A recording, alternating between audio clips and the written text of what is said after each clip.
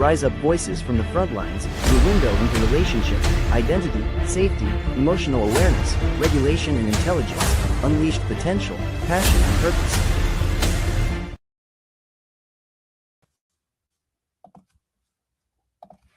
Hello, everyone, and welcome to RISEUP Relationship Reset Podcast. I'm your host, Krista Fee, a practitioner, educator, and founder of the RISEUP Phoenix Trauma and Crisis Institute.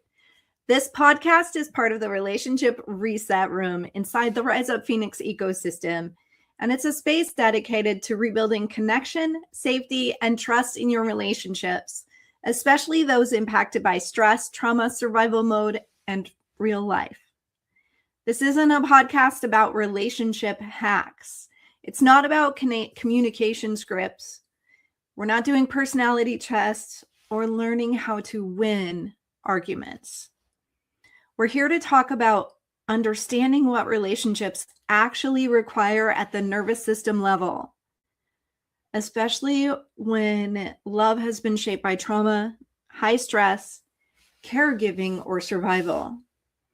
If you're here because you love someone and still feel disconnected, if you've done the work and still feel lonely inside your relationship, if part of you wonders whether something is broken or whether you're just tired, you're in the right room. Today, we're setting the record straight. There are no shortcuts to real relationship repair.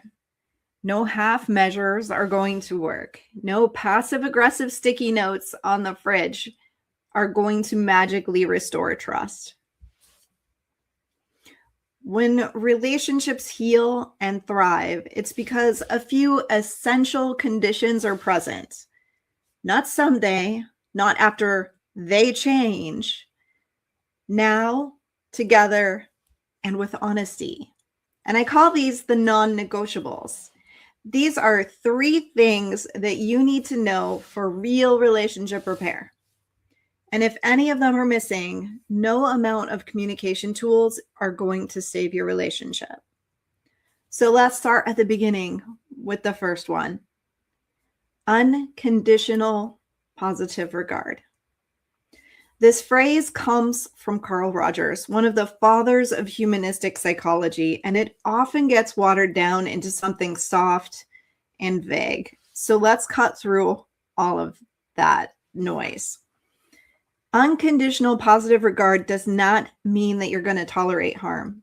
It doesn't mean that you're excusing bad behavior, and it doesn't mean that you're abandoning your boundaries. Instead, it means this. I will hold you in warm esteem as a human being, even when I don't like what you just did. This distinction matters, and it matters a lot, because when conflict shows up, your nervous system is not listening for logic. It's scanning for danger. And if your partner's tone, posture, or words communicate contempt, dismissal, or superiority, your brain is going to interpret that as threatening. And once the nervous system moves into defensive mode, connection is no longer available. You've probably heard fight, flight, freeze, and fawn, and we recognize a few others here at RISEUP, and we'll introduce those later on in the series. None of these are character flaws. They're normal, literal, everyday biology. Unconditional positive regard is a nervous system requirement. It's what allows the ventral vagal system, the part of your nervous system responsible for connection and co-regulation, to stay online even during the most stressful situations. It says, I'm safe with you. I don't have to perform to be worthy. Or I won't be annihilated for being human. This is also a place where Gottman's research aligns perfectly with neuroscience. John Gottman identified contempt as the #1 predictor of divorce.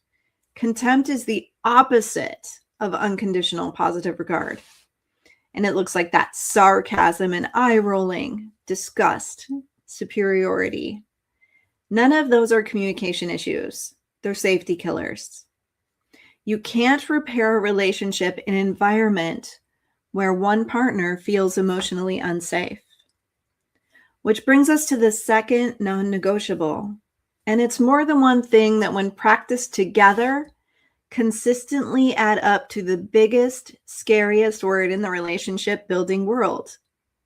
Trust, with a capital T. These things are radical honesty, vulnerability, and transparency. We can't heal what we refuse to name, and we can't connect through walls. Many people avoid honesty not because they're intentionally deceptive, but because honesty used to be dangerous. And if you grew up in an emotionally unsafe environment, you may have learned that telling the truth led to punishment or ridicule or maybe abandonment. So your nervous system did what nervous systems do. It adapted. Stonewalling, minimizing, over-explaining, deflecting, lying to yourself about what you need. These are all protective strategies, not moral failures. But here's the science. Vulnerability, it activates the ventral vagal system. Honesty, it builds predictability, which calms your amygdala, which is that lizard part of your brain, that fight, flight, react part of your brain. Transparency creates an earned, secure attachment, even if you didn't have one growing up. And many of you are going to find that attachment is a stumbling block in your relationship repair journey. This doesn't mean oversharing or emotional dumping. It means choosing truth over control. It means being able to say to your partner, I'm scared right now, and my instinct is to shut down, but I want to stay.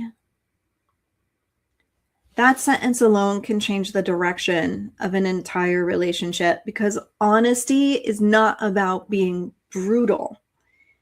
It's about becoming real. And when one partner is honest and the other is defended, repair will stall. When both partners commit to truth-telling, even imperfectly, safety will increase, which leads to the third and final non-negotiable, a team orientation. This is where many relationships quietly die. In trauma-impacted partnerships, especially when one or both people live in survival mode, couples often slip into what we call parallel lives. Logistics replace intimacy. Co-management replaces connection. You stop building a life together and start tolerating each other's proximity. Gottman's research calls this the absence of shared meaning. Thriving couples don't just love each other. They're building something together, a future, a vision, a story that includes both people. From an attachment lens, healthy relationships are interdependent, not codependent and not hyper-independent, but interdependent. The strongest partnerships function like tactical teams. You know each other's strengths and blind spots. You move through challenges with intention. You connect, debrief, regroup, and recommit. If one person is fighting for the relationship and the other is fighting for their ego, you'd rather be right than happy. Survival brain will always win and connection will always lose. So here's the bottom line. If you feel unsafe in your partner's presence, Your nervous system cannot open to love. If you're hiding parts of yourself, you're in a fear-based dynamic, not a love-based one. If you aren't building a shared future, the relationship will stagnate or fracture. And I'm not opening the door for blame. Instead, we're talking about clarity. And clarity is where repair has the opportunity to begin. So I invite you today to reflect on your own relationship. Maybe by yourself, maybe with your partner. Where do you stand on these 3 pillars? Do you see each other as teammates? Are you brave enough to tell the truth? Can you offer warmth even in the middle of a fight? If not, that doesn't mean you're failing. It means that you've found the work. You can start where you are, as long as you can see where you are with honesty and own what comes next. Inside the Rise Up Relationship Reset course and community, this is what we practice. Not fairy tale perfection, not blaming, shaming, and fixing each other, but learning how to create the conditions where repair is possible. This room exists because so many people are trying to love each other while their nervous systems are still in survival mode. And you don't need all the answers today, and you don't need to decide anything right now. But if something in your body softened while listening, or if you felt tension, if something resonated quietly or deeply, I invite you to follow that. You are welcome here when you're ready. Please feel free to schedule a Compass call with me if you want to know more, have a critical relationship question, or are ready to take the first steps towards your relationship growth. Become a Rise Up Hero sponsor to provide mental wellness and crisis response resources for those who serve country and community. Join us in the Rise Up movement today.